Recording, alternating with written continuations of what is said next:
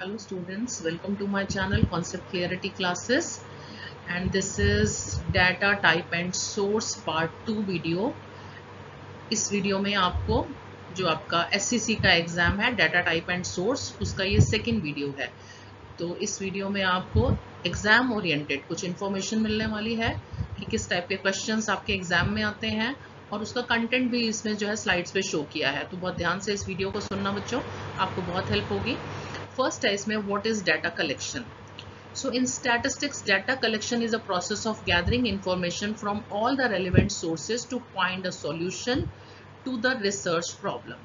जो भी आपका रिसर्च प्रॉब्लम है उससे रिलेटेड जो हमें इंफॉर्मेशन चाहिए, उसके लिए डाटा जो है हम कलेक्ट करते हैं, और वो आपको फर्दर हेल्प करता है आपकी प्रॉब्लम्स के सॉल्यूशंस को फाइंड करने के लिए। So data collection method allow a person to conclude an answer to the relevant question. Most of the organization use data collection method to make assumption about future possibility and trends. Once the data is collected, it is necessary to undergo the data organized process. तो पहले जो हम data collect करते हैं उनको हम क्या बोलते हैं, रॉ डाटा। जो रॉ डाटा है उनको हम फिर फर्दर क्या करते हैं, प्रोसेस करते हैं। इट मीन्स उनको ऑर्गेनाइज करते हैं। ऑर्गेनाइज करने का मतलब जैसे उसको असेंडिंग ऑर्डर में कर दिया, डिसेंडिंग ऑर्डर में आपने ऑर्गेनाइज कर दिया, या फिर आप ये कहो कि आप उसको इंडिविजुअल सीरीज, डिस्क्रीट सीरीज या कॉन्टिन्यूस सीरीज के अंदर जो है उनको अरेंज करते हो to get some meaningful conclusion. Now the main purpose of data collection method are data can be classified that is in two types, जो आपका प्राइमरी डाटा और सेकेंडरी डाटा। ठीक है, तो प्राइमरी डाटा जो है, जो रिसर्च में हम कलेक्ट करते हैं, वो क्या होता है आपका फर्स्ट टाइम जब कलेक्ट किया जाता है, this is called primary data, first handed data जिसको हम बोलते हैं। एंड जो आपका second type of data that is secondary data, जो ऑलरेडी एग्जिस्ट करता है ना, जो ऑलरेडी है, किसी ने कलेक्ट कर रखा है और उसको आप फर्दर आप अपने रिसर्च में यूज करते हो, तो these are called secondary data. So primary data collection method, इसके बारे में दिया है, ये आपके आंसर के लिए आपको हेल्प हो जाएगी। The primary data can be collected by the following method. इसमें हम डायरेक्ट पर्सनल इंटरव्यू करके इंफॉर्मेशन को कलेक्ट कर सकते हैं, या फिर आप ऑरल भी ले सकते हो। आप कॉरेस्पॉन्डेंस से इंफॉर्मेशन लेते हो, जैसे न्यूज चैनल्स वाले इंफॉर्मेशन कलेक्ट करते हैं। आप मेल कर सकते हो क्वेश्चनरी को, और उससे आप अपनी जो इन्फॉर्मेशन है उसको कलेक्ट करते हो। और sometimes schedule send through enumerator. Enumerator का मतलब a person who help for your research work, that is called enumerator। तो वो भी आपके लिए इंफॉर्मेशन कलेक्ट करके आपको प्रोवाइड करते हैं। अब बात करते हैं मेथड्स में। सबसे पहला डाटा कलेक्शन प्रोसेस, जिसमें डायरेक्ट पर्सनल इंटरव्यू मेथड है, जिसको हम यूज कर रहे हैं डाटा कलेक्शन के लिए। तो जब पर्सनल इंटरव्यू का मतलब क्या हुआ कि जब मैं आपसे डायरेक्टली इंटरव्यू ले रही हूँ और जो आपसे रिलेटेड इंफॉर्मेशन है उसको नोट कर रही हूँ अपने रिसर्च वर्क के लिए, that is called direct personal interview. So the person from whom information are collected are known as informant, and the investigator personally meet them and ask question to gather the necessary information. It is suitable method for intensive rather than extensive field survey. It suits best for intensive study of the limited field। मतलब कि area of research अगर आपका छोटा है तो वहां पर आप ये मेथड को यूज कर सकते हो।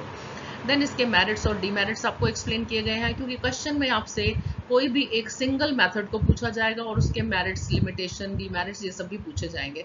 तो इसलिए मैंने आपको पॉइंटर की फॉर्म में आपको कंप्लीट आंसर आपको यहाँ से मिल जाए स्लाइड से, उसके लिए आपको डिटेल में इंफॉर्मेशन दे दी है यहाँ पे।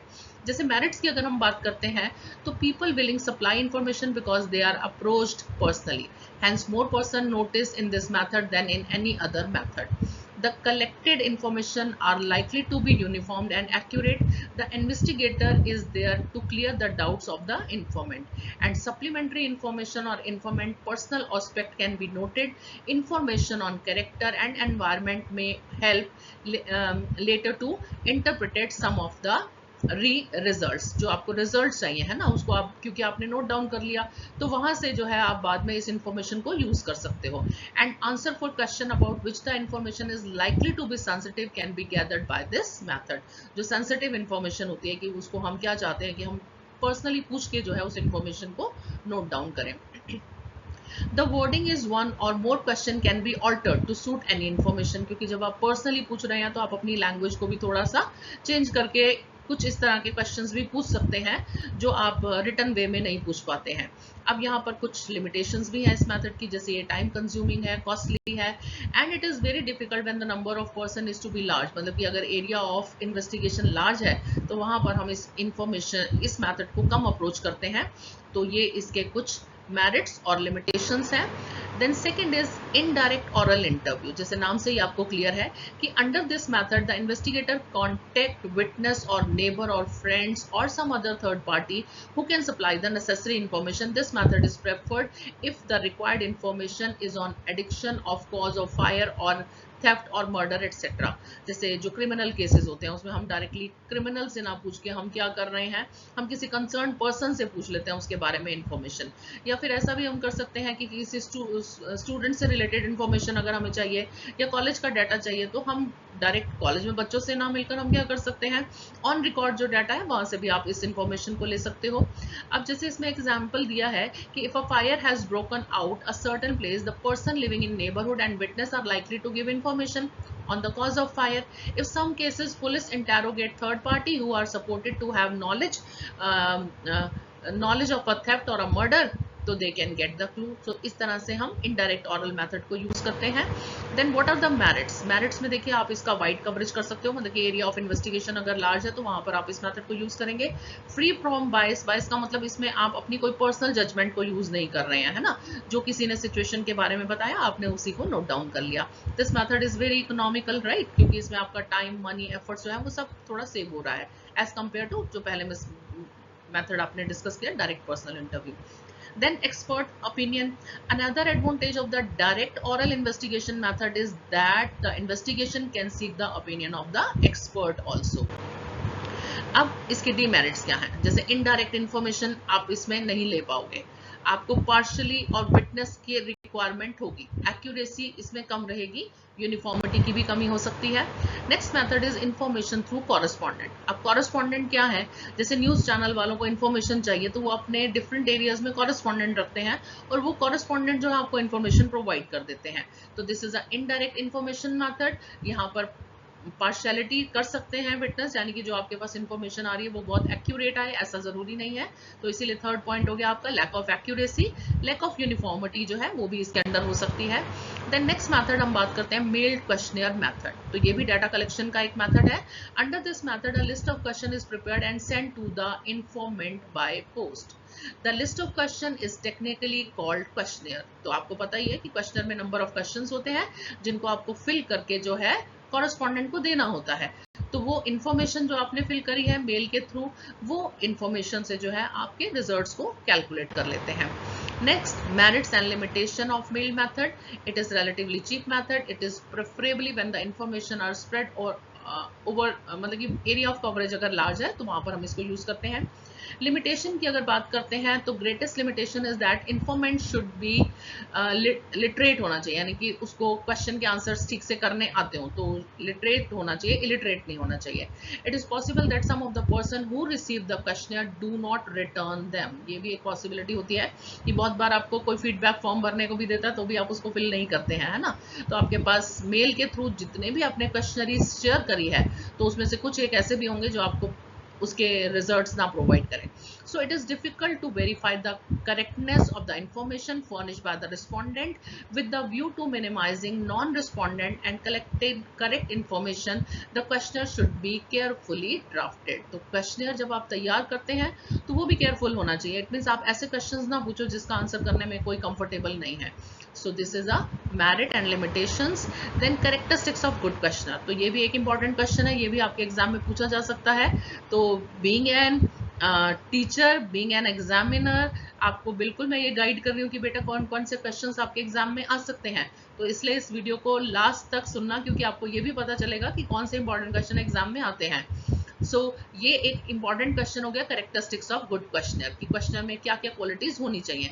जैसे क्लियर ऑब्जेक्टिव होना चाहिए एंड इन्फॉर्मेशन जो है वो रेलिवेंट होनी चाहिए। Simple and ambiguous wording, simple होनी चाहिए लैंग्वेज, कि easy to understand, easy to interpret, and logical flow and structure होना चाहिए। क्वेश्चंस जो है एक ऑर्डर में होना चाहिए, इजी होने चाहिए, है ना, कि आप पहले आप किसी का नाम पूछते हो, उसका एड्रेस पूछते हो, उसकी क्वालिफिकेशन पूछते हो, तो एक ऑर्डर होता है। तो क्वेश्चनर को भी एक ऑर्डर में ही पूछा जाता है। देन न्यूट्रल होना चाहिए, बाइसनेस उसमें नहीं होनी चाहिए, बैलेंस्ड रिस्पॉन्स ऑप्शन उसके अंदर होना चाहिए। Then next is a schedule send through enumerator, कई बार हम स्केड्यूल्स को भी शेयर कर देते हैं. So under this method enumerator or interviewer take the schedule, meet the information by filling their replies. Often distinction is made between the schedule and questionnaire. A schedule is filled by the interviewer into face-to-face situation with the informant, and a questionnaire is filled by the informant which he receives and returned by post. So this is the basic difference between the two. Now next is the merit. It can be adopted even if the information are illiterate. अगर illiterate है तो वहाँ पर हम इसको use कर सकते हैं. Answer of the question of personal and pecuniary nature can be collected.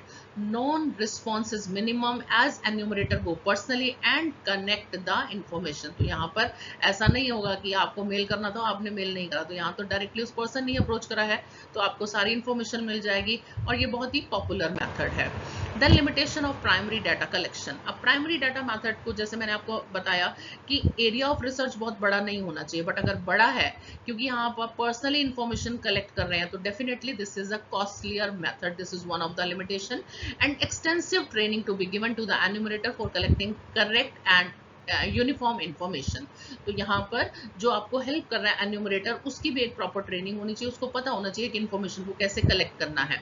And interviewing require experience. Unskilled investigator are likely to fail in their work. So before the actual survey a pilot survey is conducted. Pilot survey का मतलब क्या होता है कि एक बड़ा सर्वे करने से पहले हम क्या करते हैं, एक प्री टेस्ट करते हैं. जो प्री टेस्ट होता है that is called pilot survey. Next is a method of collection of primary data. तो प्राइमरी डाटा कलेक्शन के अंडर हमारे दो मेथड्स हैं, that is quantitative collection and qualitative. तो क्वांटिटेटिव मेथड के under it is based on mathematical calculation using various format like cross and questionnaire, correlation, regression method, mean, median, mod, ये सब हम use करते हैं जो बेसिकली आप स्टैटिस्टिक्स के अंदर यूज करते हैं. And qualitative data collection method, it does not involve any mathematical calculation and this method is closely associated with elements that are not quantifiable. The quantitative data collection method include जो qualitative है basically उसके अंदर हम interview लेंगे, questionnaire लेंगे, observation लेंगे, case studies ले सकते हैं. तो इस तरह के मेथड्स को यूज किया जाता है. Next is observation method. Observation method is used when the study relate to behavior science. This method is planned systematically. It is subject to many control and check. The different type of observation जैसे structure हो गया, unstructured भी हो सकता है, controlled, uncontrolled, participant, non participant या फिर disguised observation. इस तरह के methods को हम यूज करते हैं. एंड एक मेथड आता है आपका इंटरव्यू मेथड. तो इंटरव्यू में जैसे आपको पता ही है कि आप पर्सनली भी इंटरव्यू ले सकते हो और टेलीफोनिकली भी ले सकते हो. पर्सनल का मतलब फेस टू फेस हो गया, टेलीफोन का मतलब आप फोन के थ्रू कनेक्ट कर रहे हैं और अपनी इंफॉर्मेशन को कलेक्ट कर रहे हैं. अब हम बात करते हैं क्वेश्चनियर मेथड की. तो ये क्वेश्चनियर मेथड जो है this is a very important question for your exam. So बच्चों बहुत ध्यान से समझना. In this method the set of questions are mailed to the respondent. They should read, reply and subsequently return the questionnaire. The questions are printed and the definite order of the form. जैसे आपको समझाया ना कि आप पहले आप किसी का नाम पूछते हैं, उसका एड्रेस, उसकी क्वालिफिकेशन, उसका बेसिक बैकग्राउंड, ये सब पूछते हैं. तो क्वेश्चंस जो हैं वो शॉर्ट होने चाहिए, सिंपल होने चाहिए, एक लॉजिकल सीक्वेंस के अंदर होने चाहिए. उनके अंदर आंसर करने के लिए एक स्पेसिंग होनी चाहिए, ज्यादा टेक्निकल टर्म्स को आपको यूज नहीं करना चाहिए. Then sources of secondary data, ये भी बहुत इंपॉर्टेंट क्वेश्चन है.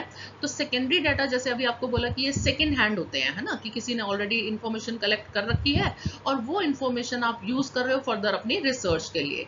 सो इसमें आपके पास जो सेकेंडरी डाटा के ऑप्शंस हैं दैट इज पब्लिश सोर्स हो सकते हैं, जैसे government time to time publications निकालती है, एनएसएसओ का डाटा हो गया, सीएसओ का डाटा हो गया. अनपब्लिश सोर्स भी हो सकते हैं.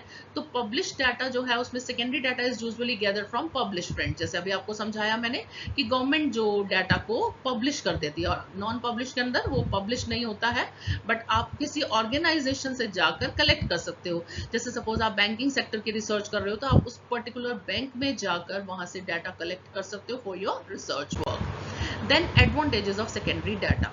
तो इसमें सबसे पहला फायदा तो यही है आपके लिए, एडवांटेज जो है दिस इज कॉस्ट इफेक्टिव, क्योंकि डाटा आपने कलेक्ट नहीं करा ना, तो डेफिनेटली आपका टाइम सेव हो गया, आपका मनी सेव हो गया, तो कॉस्ट इफेक्टिव हो गया, टाइम सेविंग हो गया. Access of large data sheet, आप बहुत ज्यादा इंफॉर्मेशन कलेक्ट कर सकते हो क्योंकि ऑलरेडी किसी ने कर रखी है ना, और आप 2-3 इंफॉर्मेशन को कंपाइल भी कर सकते हो. एंड हिस्टोरिकल ट्रेंड कंपैरिजन ये सब भी जो है आप इसके अंदर इजीली कर पाते हो. Then limitation of secondary data. अब क्योंकि ये सेकेंडरी डाटा है, किसी पर्सन ने ऑलरेडी अपनी रिसर्च के लिए करे थे, बट आपको अगर लगता है कि हाँ आप इस डाटा को यूज कर पा रहे हो अपने रिसर्च के लिए, क्योंकि कुछ आंसर्स आपको इजीली मिल रहे हैं तो इसीलिए आप उसको यूज कर रहे हो, तो यहाँ पर आपको लिमिटेशन में बेसिकली यही है कि क्वालिटी ना मिले कई बार, या वो आउटडेटेड हो सकते हैं, अपडेट नहीं हुए हैं, है ना, कुछ इन्फॉर्मेशन मिसिंग उसके अंदर हो सकती है, या फिर सेकेंडरी डाटा आपको मिला ही ना, रेलिवेंट ना हो, एडुकेसी ना हो, है ना, तो ये कुछ एक लिमिटेशंस आपके इसके अंदर आ सकती है। So this is the part 2 data type and source. इन दोनों वीडियोस को बच्चों आपने सीक्वेंस में सुनना है, first video then second video, ठीक है। इसके बाद एक वीडियो आपको और मिलेगी जिसमें हम कुछ प्री वाई क्यूज, जो प्रीवियस ईयर क्वेश्चंस आपके होते हैं, उनके बारे में आपको डिटेल में एक्सप्लेन करूंगी कि कौन कौन से टॉपिक्स जो हैं आपको एग्जाम के लिए पढ़ के जाना है to get good marks for your exam, right. तो आप इसके बाद थर्ड आपको क्या सुनना है, PYQ वाली वीडियो। तो एक सीक्वेंस में सुनोगे तो आपको बहुत अच्छे से समझ आएगा और definitely you will get good marks in your exam. तो अब आपको क्या करना है, first video, second video, then PYQ। But इसके अलावा आपको जो हमने PDF शेयर करा है एग्जाम ओरिएंटेड, वो रिटर्न कंटेंट भी आपको मिल जाएगा। डिस्क्रिप्शन बॉक्स में भी हम इसको डाल देंगे, उसका लिंक आपको शेयर कर देंगे, वहां से आप इसको कलेक्ट कर सकते हैं। तो I hope you like my video and अगर आपको ये इन्फॉर्मेशन अच्छी लगी या वीडियो में जो भी एक्सप्लेन किया गया वो अच्छा लगा, तो बच्चों इस चैनल को आप सब्सक्राइब कर सकते हो, ये आपको एग्जाम में हेल्प करेगा। And thank you so much.